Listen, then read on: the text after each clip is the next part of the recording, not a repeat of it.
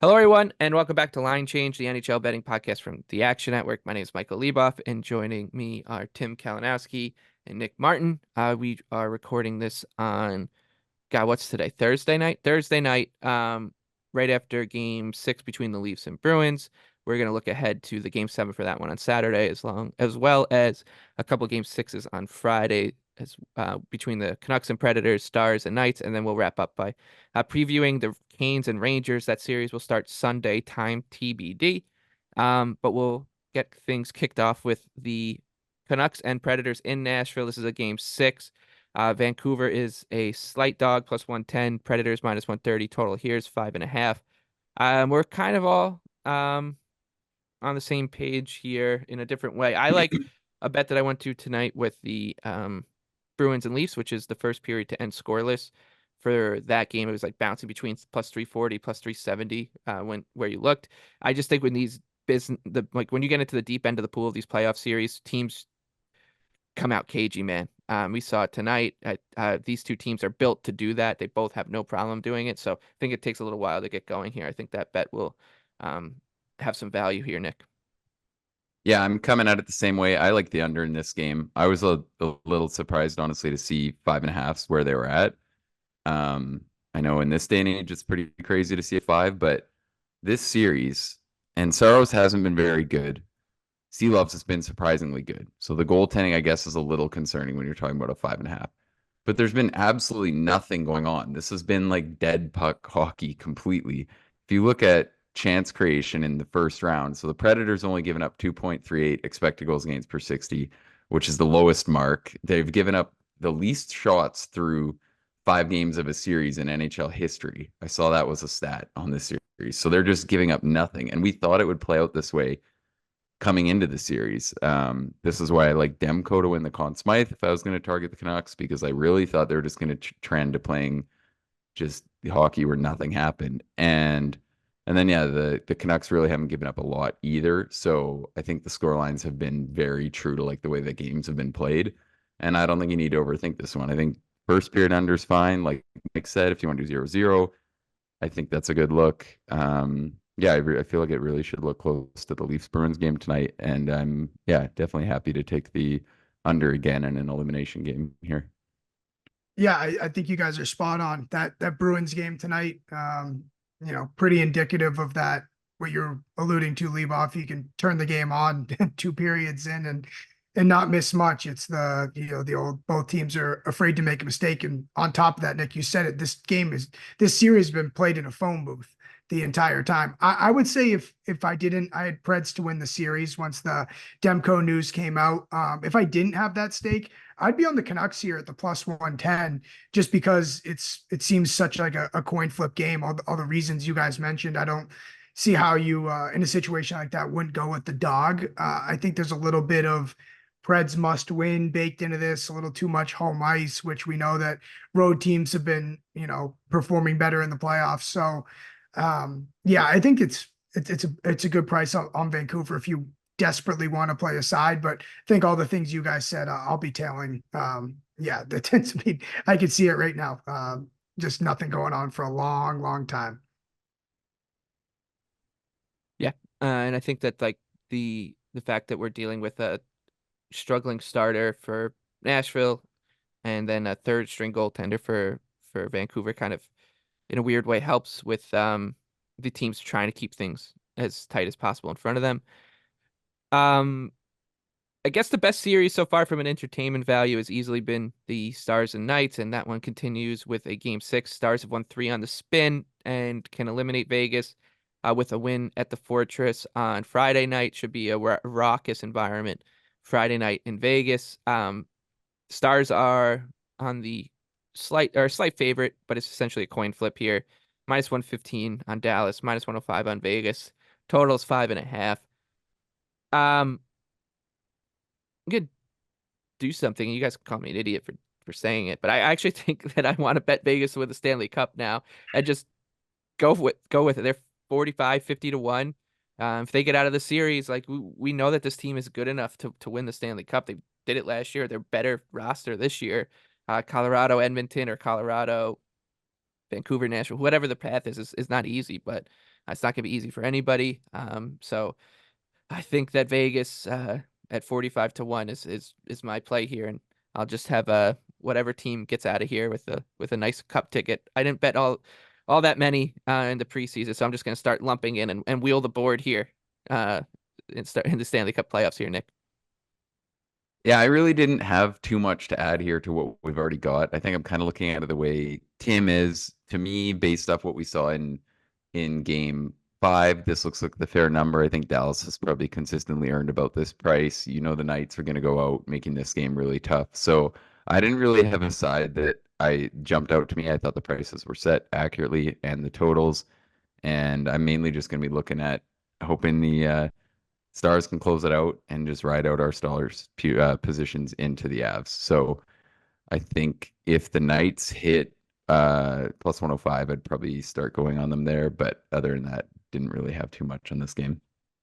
Yeah, if we didn't take that Stars position of 25-1 when they were down 2-0, and I also took the Stars to win the series. If I wasn't in that spot, I think I'd be betting Dallas again in this game. It's minus 115, right? If you look, game 3 closed minus 118 Dallas, and then minus 125 game 4. So, like, if you go by that, Dallas has won 3 games since that started. This is still a little bit short, technically, in my mind. This is kind of the same thing I said with the Preds game, in that must win, home ice, just a little too much favored in here. So if you really wanted to pick a side, I would say Dallas, but we feel really good about our positions, like you said, Lieboff, and hopefully the listeners were able to get in on that as well, because you feel for a short snapshot here, you feel like a genius for that 25-1 Dallas play when we got it. Yeah, and I mean, keep in mind they're about to run into Colorado, who looked unreal. And I think Hey, wait, we got plenty of time. Just you know? and No, no, we we'll do. just wait till Dallas goes up 2-0 at Colorado. We can bet Colorado Yeah, to do win it the again. Stanley Cup. Yeah, no, and I think that, I mean, as amazing as the Avs were, I still think that as the Avs were, I think the Jets and the Stars are night and day. Like, I think the Stars are so much better than the Jets. So as great as the Avs were, I'm hoping that the Stars are still going to give them a better series than everyone's expecting, and I hope we get to that point. That brings us to Saturday night, which is going to be quite the spectacle when the Leafs and Bruins play a Game 7 in Boston. Both teams are seeing like it's an insane battle of narratives here. Anyways, we'll get to it. We'll start with the betting line. The Leafs right now plus 120-ish. The Bruins minus 140. The total's 5.5 with juice on the under minus 125. Some books are already shortening the Leafs down. We kind of expected that. You can see plus 115 out there, minus 135 on the Bruins. But yeah, this is quite the clash of two teams with a whole bunch of baggage. But I do think, like, right now, it's the Bruins that'll be sweating under the collar a little bit more than the Leafs, who fought their way back into the series without Austin Matthews. Boston, of course, blew the 3-1 lead to Florida in round 1 last year. They've lost a host of Game 7s in the past. This is a team that really is going to be feeling it on Saturday night. You could say the same about the Leafs, but they're just not really playing like it at all the past 2 games.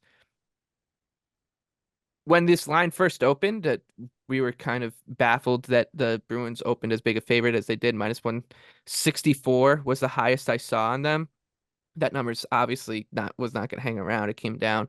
But if Toronto's at plus 125, I think that would be the price I would play them at. I might actually go back to that first period to end scoreless as well here, Nick. Yeah, I had texted to you guys, and I rate on every Leaf game, and every time I have to put in the odds. So I'm very aware of what every single one has been. And I was really expecting the prices to be about Leafs plus 105, Bruins minus 125. So I was really surprised with these openers, and I really don't see it. Like, what has happened since the prices were made the last time we were in Boston that makes Toronto anything longer than even plus 110 here? I'd probably play the Leafs. I don't really get it. obviously both sides have some really tough histories working in their favor, but all of that stuff is going on for both teams. The Bruins, this is going to be a historically awful choke. Like this would be, in my opinion, drastically worse than anything we've seen from the Leafs in recent history. Yeah, the Leafs have done it every year, but the Leafs blowing 3-1 back-to-back first rounds, especially this year versus specifically Toronto, who are apparently the biggest joke in the playoffs. So, and then you look at the way the games have been played. For me, the totality of the series is very clearly like coin flippy. The Leafs have been a better defensive team at even strength. They really haven't given up much there at all throughout the whole series. They've got slightly worse goaltending, and they've been a lot worse on the power play. But I think like we've really seen the way that these games are going to be contested. And I think we'll see a similar narrative in game 7. So I really can't see how the Leafs have opened so long. I think they'll kind of trend down. And I also like the under. I was surprised as well that the 5. So now it looks like those are moving, but 5.5 opened up -115. Most books, I would play 5.5 small to -125. I think those are both good looks. I think we're going to see like another game just like tonight. I felt pretty confident on the read that tonight was just going to be a nail biter one way or another, 1-goal game. And it really did just play out that way. And I don't see what's going to change at this point. And the more you look at the Leafs history under Keith, as the series have gotten deeper and deeper, and it's just been like almost a rule that these games are going to be like 3-2 or 2-1 for somebody. So I think the under is a good play, and I think you're getting a really good number to take your chances with the Leafs breaking up their ugly history and being the lesser of the two chokers. Yeah, I mean, I guess the one positive of doing the show right after that game is that we can tell you about these openers as they come out. What would make you watch that game, these past 2 games, and say, yeah, I want to lay it with Boston -140, -145? It's like from a numbers perspective, it's Leafs all the way on that opening number, Nick. You're completely right. Now the score 5-on-5 is 10-8 Leafs. They are in a game 7 with the Bruins with a 1-for-20 power play. That is about as outrageous of a like. Could you imagine that we're here with that power play percentage? To think that the Leafs just are somewhat pedestrian on the power play, it's probably Leafs in 5 or 6. Like it's ridiculous. Yeah, 5-on-5. It's everything you guys said. This Bruins team, like beyond the choking from both sides, like if you just call it like net, it's been a total coin flip. So how could you not take the plus money price, like at whatever it is? Like if you're getting plus money with a team in the series, and you know the way road teams have been, it's outrageous to me. That opening number, I lean with you guys at the under 5, maybe first period as well. I also think too, I don't know, I'm interested to see what you guys think. Leboff and I were riffing about this before we hit record, but like, could Matthews be back? Maybe like you got to get this number early because Matthews could be back. He actually practiced for 30 minutes in the morning of game 6 and looked to be doing some sort of conditioning. And like, that's a good sign as opposed to the 8 minutes he practiced before that. So I think if you want the Leafs, you got to get it early.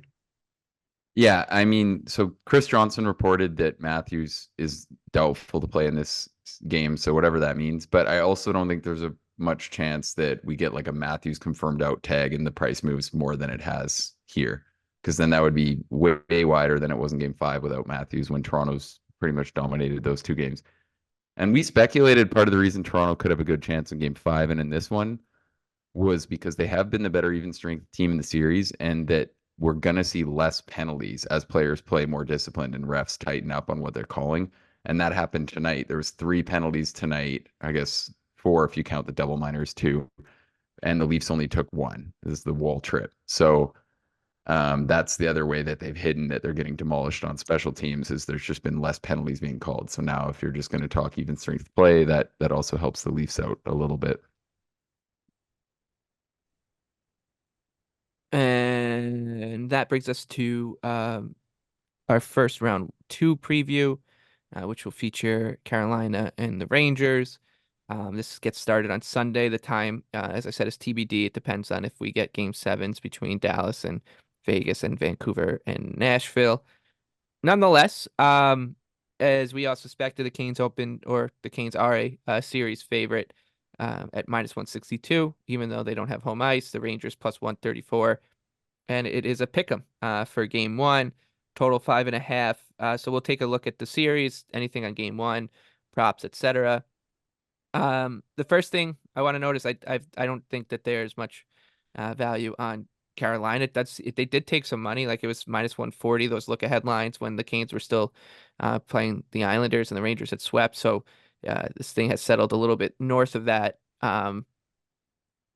And I think that, it does surprise, I think, some people in the media in New York more than people who have been paying attention. Um, and everyone's like talking about how could the President's Trophy winner be an underdog to uh in a playoff series with both teams looking healthy, although Adam Fox has missed a couple days of practice, but I don't think he's going to be out. And the answer is like the Canes finished 1 point. This wasn't like the President's Trophy finish 8 points clear or 15 points clear of Carolina. These teams were neck and neck. And Carolina's statistical profile obviously is a lot better. I would look at Carolina in game one rather than betting the series price. I think at a pick 'em, that's fine. Nick, I think you're going to talk a lot about Shesterkin save props. The one series leaders prop that I like, and I'm going to say that you're on it as well. It looks like is Andrei Svechnikov, who I thought was really good in that Islanders series for them. I didn't get on the board much, but was impactful. Had a bunch of assists, and I think he's going to be a lot to handle for the Rangers in the series. So that's the one. I think it's 16-1 on Svech. Anything for you here, Nick? Yeah, I had quite a few thoughts on this one. So I mean, the point you make about the President's Trophy and the 1 point thing is important because a lot of people are surprised about this Rangers thing. How can they sweep a team and beat the President's Trophy and be a dog to anyone? Well, their process has been pretty clearly worse, and the numbers gotten wider because of the people who are betting Carolina. It's the type of people who are betting Carolina right now that are stretching this out. And I fully agree with you on the point about the series too. I was going to make the exact same point. Rather than bet the series line at this point, I think you definitely want to start with Carolina in game one at -110 and go from there, see how it goes. I think that's exactly what I'm going to do is put a smaller play on Carolina in game one and get to it from there on. I think that it's an interesting thing when you look at the first rounds. I know you weren't overly impressed with Carolina. I wasn't overly impressed with the Rangers. Who knows how much they both elevate their games as they get into like playing, what's a much tougher opponent. I still think that for me, and this is going to be an argument why I guess they could hang around too, but I think you could still see the Rangers were a little susceptible at even strength. Some of the stuff people are pumping up Ranger specific fans, I don't think it's going to hold true in this series. Everyone was so pumped about how their bottom six played. The Caps in some of those games had half an AHL decor and half an NHL decor. Like they were drastically worse. Everyone was talking about, like making fun of the Caps for being a team that never deserved to be there, which might be true. Keep in mind all year how often I told you guys that Sandin and Jensen were two of the Capitals that I liked. Were two of the guys that like when they were out, I'm like, this sucks. Out of like the few Capitals that I think are better than average players. So I don't really think the Rangers did prove like anything different about all the people who are kind of like they're not good enough at even strength. They're always gonna have to like get by on the special teams. So I think they're like less of a fraud than some people, but I'm really high on Carolina. I think if Anderson plays good, this is their series to take. So I think that's the angle I'm coming into it with. I think first game you're getting a pretty good price for, just because the game's at MSG based off the series line that'll tell you that there is definitely some home ice advantage being baked in there. So yeah, I want to start with the Canes, and then we'll see if the Rangers prove me wrong. But I'm coming into it expecting the Canes to find a way. And then yeah, I like the same goal scorers. I like Svechnikov at 16-1, and then the other one I like same thing. He was quiet in that series, but he's going to be the Canes' most logical goal scorer moving forward. Is Jake Gensel? I still think in time, he's going to find his goals. He's going to get them on the power play and at even strength. So I like Gensel and Svechnikov to be the series leader in goals, and I'm hoping we'll see the Canes take it to the Rangers pretty good here. Did you what's the Shesterkin? Did you say that? Oh no, I just put that in there because that's the way it's going to go. But you'll definitely want to keep your eye on Shesterkin saves props in this series. We'll see how high they are, but I think And you could probably just take your chances on like, one of the games too, him hitting 40 saves. I feel like there'll be one or two games where he hits like 40, 42, cash some of those high alt props, but we'll have our chances, I think, to dive back more into that when those numbers are out there. And we've seen a couple of the games, but I definitely think keep your eye on that opener in game one, see if it's like 29.5 and then go from there. Yeah, I was salivating at that because I see it, the same way we all do in terms of what the Canes can do 5-on-5 in terms of tilting the ice at least and just racking up shots. My play here is over 5.5 games in the series. I know it's minus 188. For a lot of people, that may seem like a lot of juice, but like if you bet the series to end in game 6, that's plus 200. If you bet the series to end in game 7, it's plus 205. If you just split like a half unit on that, it's the same thing. And you're actually getting a cheaper price on the minus 188. I don't mind having money hung up there. Because I think it's, I think it's fun to root for a long series. And, that's something I took in the Bruins Leafs series. And it, like, from a betting standpoint, I didn't want to root for Leafs as a Bruins fan in that game 5, but it makes it exciting. You kind of have an auto bet at times in the series. So like, look, I wrote some notes because I was talking about it on Green Dot today, but Carolina outscored the Islanders 9-8, 5-on-5. The Rangers outscored Washington 7-5, 5-on-5. So the past 2 series these teams played against inferior teams was, I guess, relatively even from a scoring standpoint, 5-on-5. They're both top 5 special teams on both ends, kill and power play in the regular season. I look at this as just like almost a complete stalemate. It's going to be about capitalizing on the power play. It's going to be about goalies, stopping the puck, keeping out of the net when the other teams have their opportunities to flood the zone. And so all in all, to me, that looks like, this thing's going 6+ to me. Yeah. I And Nick, hope you're wrong.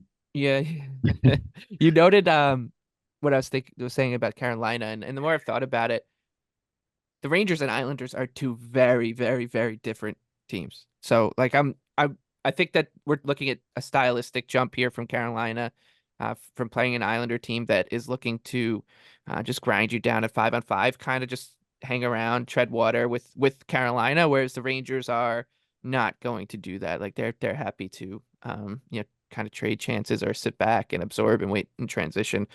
So I've kind of almost thrown out how Carolina looked and played against the Islanders for this series. Is just so different. And like you noted, Tim, like the stats at 5-on-5 for both teams aren't going to blow anyone away. And the Islanders were fully healthy, a better team than Washington. And the Rangers still didn't really just impose their will at 5-on-5 because they didn't really need to. So they'll need to improve at even strength to have a chance here. Yeah, I think that's it. I think that should be it's funny that this is a styles make fight series. And most people, because of how Carolina and the Rangers played a couple years ago when the Rangers won in 7, then New York's had some really good regular season success against Carolina as well, are leaning towards the Rangers. But I think like when you're playing, first of all, vastly different series from to be expected from that one a couple years ago. And when you're playing the same team over and over again, you could kind of throw the regular season stuff out. But yeah, Yeah, that's and the other thing I'd throw out there too, like Rangers fans would be pissed off if we said entering the playoffs that it mattered that they lost to the Devils last year and collapsed. You'd hear right. from every single one of them. It's a different series. It's a different year and they're a different team. And the Canes this year, I like to think should be better than they've been if Freddie can continue to play well. And you talk about like the differences in the depth compared to, I mean, I think the Caps, some of those games would have been like plus 175 versus the Islanders. Where what? Like would they Yeah, be yeah, like they'd be a big dog. So I don't think there's much comparing what they did last. And you look at the teams, like the Canes' third line last game was Teravainen, Stahl, and Jarvis. Their fourth line, which I don't think is great because Kuznetsov is going to give up his chances, but was Kotkaniemi, Kuzi, and Stefan Nason, who's a really good fourth liner. So yeah. And they don't have to it's play just Kuznetsov night too. and Like day. like they don't have to play him. I think like No, you yeah, could actually see it's him become a guy who's like in and out of the lineup. I was thinking about that today. Um, yeah, not to drag it on too. I also think one thing we didn't touch on that's important to note for game one, especially, the Rangers have played 4 games since April 15th. They ended the season early. They ended that Monday before most teams ended on Wednesday and Thursday. Their playoff started the following Sunday. So they had a week off, essentially, played a sweep series against the Capitals, didn't really get tested much or tried much. And um, then they finished that series on Sunday. They're going to have a whole other week off now to play a game one against a Hurricanes team. And I know you're going to say, well, the Canes have, Wednesday, Thursday, Friday, Saturday off, 4 or 5 days, whatever it is. I just think the two series were so vastly different. Like Carolina had to earn every part of the series against the Islanders. That I think actually the break does help them a bit, and their length of the break helps them. Where the Rangers won, I there were Ranger fans who were cheering for like the Islanders to keep playing. I was like, I would think I'd rather the Canes to win tonight. They're going to win the series and have like a little bit of a layoff rather than be on like a rhythm. But um, I I'm just think there's so much value in getting series over with that it always trumps. later on. I always later lean on. to Like I don't think you're going to see that payoff in the second round. But if the Rangers get to like the fourth round and they're playing a team that has played 6 and 7s, then it becomes.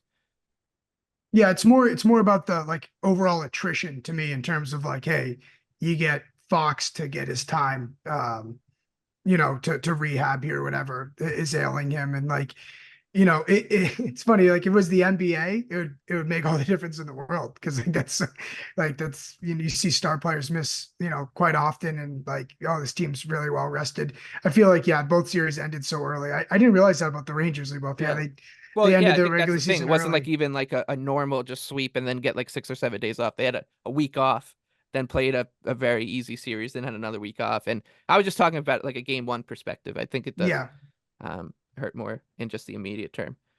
Okay. Went a little longer, but that'll do it for us. We will be back on Sunday night to look ahead to the rest of the round 2 series. We got to do the tradition too. You got to pick one bet. Oh yeah. What is your what would be your favorite bet for what we got here? Friday. What is today's Thursday? Friday and Saturday, Tim. It would have been that Leafs on open. And if it's if that's not there, round robin all the overtimes. Yeah. And if that's not there, I like that series over 5.5 Rangers Canes. Nick? Yeah, I'm gonna stick with the Leafs. It looks like plus 120s are definitely gonna hold to the time that this is out, I think. So I'll go with the Leafs money line in game 7. And I will go with the first period to be scoreless between Vancouver and Nashville on Friday night. Nice.